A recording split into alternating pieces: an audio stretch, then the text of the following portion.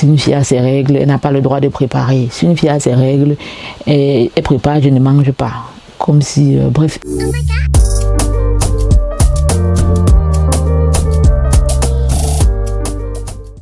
Hello, bienvenue sur Passons à l'action. Si toi aussi tu ne parviens pas à atteindre tes objectifs de l'année et que tu souhaites trouver un équilibre entre vie professionnelle et vie personnelle, alors cette chaîne est faite pour toi.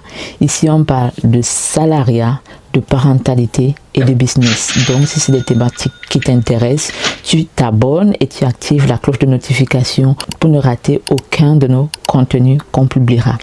Pour me présenter rapidement, je suis Nikki Emanga, une consultante IT au sein d'un cabinet de conseil à Paris, et en parallèle de cela, je suis maman, très important. J'ai également 2 side business dans l'immobilier et dans le digital.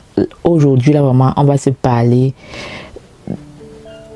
de façon très cash et je serai très crue.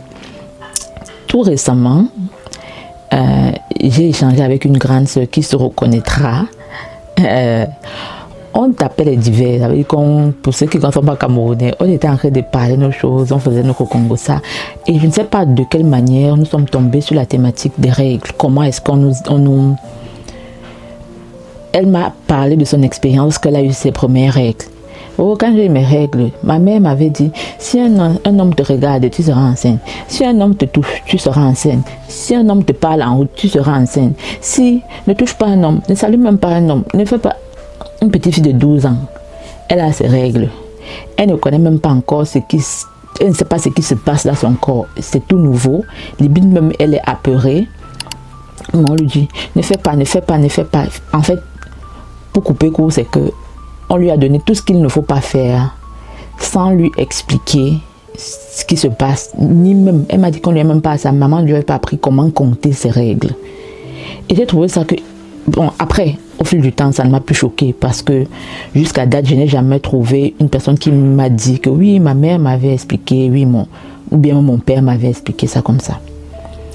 Contrairement à elle, j'avais eu une expérience diamétralement opposée, je dirais.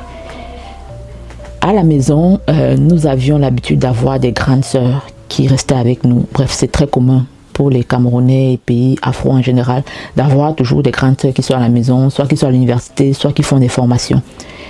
Et j'avais remarqué que chaque mois, ma mère faisait une réunion avec ces grandes sœurs-là. À une certaine période, ma grande sœur, on va dire biologique, avait aussi accès à cette réunion et moi, je restais au salon avec mon papa. Et quand j'ai eu mes règles, donc j'ai compris pourquoi je n'allais pas.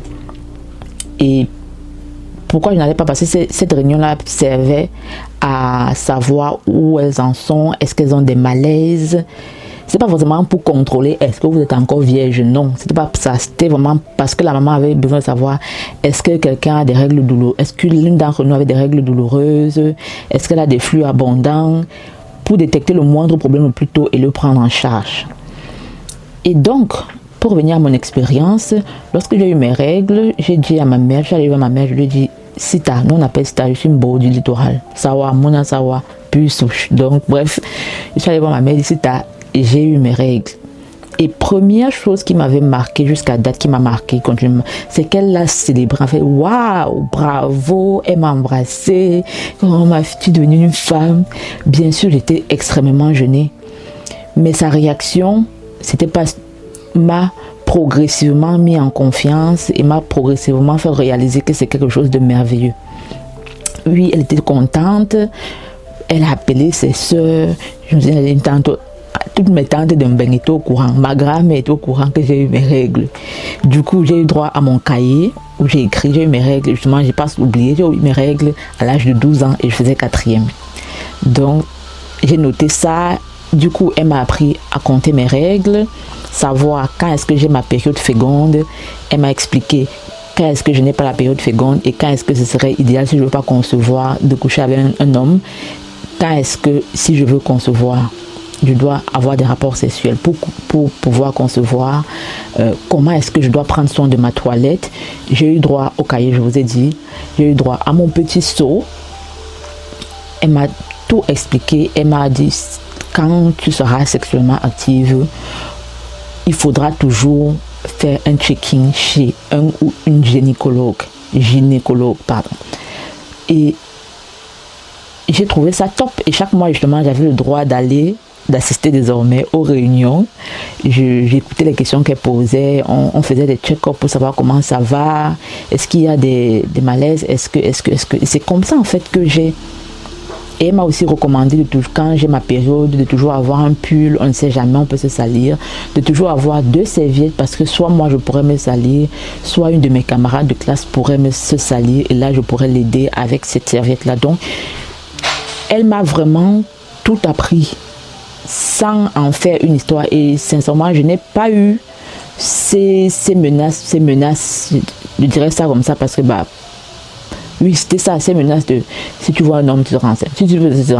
Ma mère elle m'a juste dit, si tu veux, tu peux tomber enceinte. C'est toi qui vas marcher avec le gros ventre. Point barre. Mais elle m'avait tout expliqué. Et c'était ça. C'est pour en venir au fait que il est important d'éduquer nos enfants par rapport à cela. Reproduire les mêmes erreurs alors que ça nous a créé un malaise, ça n'aide pas. S'il arrive que vous n'ayez pas le vocabulaire, que vous soyez même limite gêné, ça peut arriver que vous soyez gêné d'en parler avec vos enfants. Filles comme garçons, c'est important. Filles comme garçons, il est important de les éduquer lorsqu'ils atteignent cet âge de la pré-puberté, de les éduquer par rapport à ce phénomène-là. Des règles, qu'est-ce qui se passe, qu'est-ce que c'est. Si vous n'avez pas le vocabulaire, je vous recommande la chaîne de Dr Paul Moko. C'est une médecin sexologue camerounaise qui le détaille très bien. Je mettrai le lien vers la vidéo là où là. J'ai beaucoup apprécié son contenu à ce sujet-là. Vraiment, il n'y a pas de honte à être gêné de parler de ça. Il n'y a pas de honte à ne même pas connaître comment ça se compte. Mais nous ne devons pas reproduire les mêmes erreurs. Parce qu'il y a, pour une fille qui a ses règles, c'est extrêmement gênant les premières fois.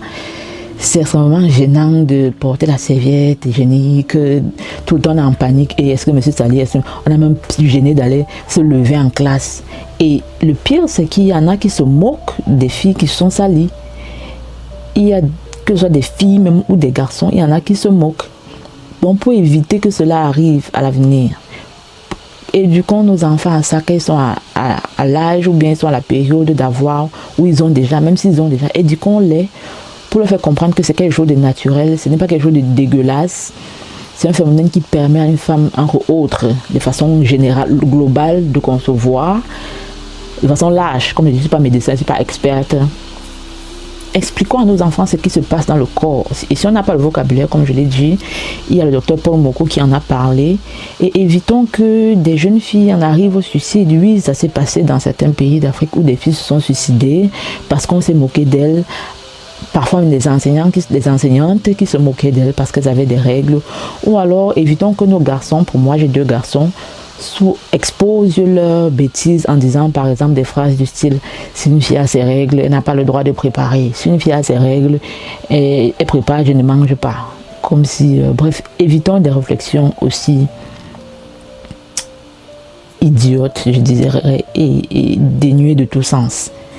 Apprenons à nos garçons, je pense que moi je dirais à mes garçons de marcher avec les serviettes hygiéniques. Et si leur ami se salit, qu'ils leur proposent. Si ça peut être gênant pour la fille de recevoir ça d'un garçon, mais c'est mieux ça que d'avoir un garçon qui se moque, vraiment. Donc je nous invite à éduquer nos garçons par rapport à cela. Dites-moi en commentaire quelles avaient été vos expériences lorsque vous avez eu vos règles, si vous avez des sœurs. Si vous êtes une fille, une femme aujourd'hui, quelle avait été votre expérience vis-à-vis de vos parents? Comment, si aujourd'hui à date vous êtes à l'aise avec ça et à l'aise à expliquer cela, dites-nous en commentaire comment vous êtes parvenu à être aussi à l'aise à parler de ça. Je sais que c'est des sujets plus ou moins tabous, peut-être plus tabous qu'on ne le pense, et je suis ouverte, je serais très intéressée, très ravie de vous lire en commentaire. Et on se dit à la prochaine vidéo. 3, 2, 1, action.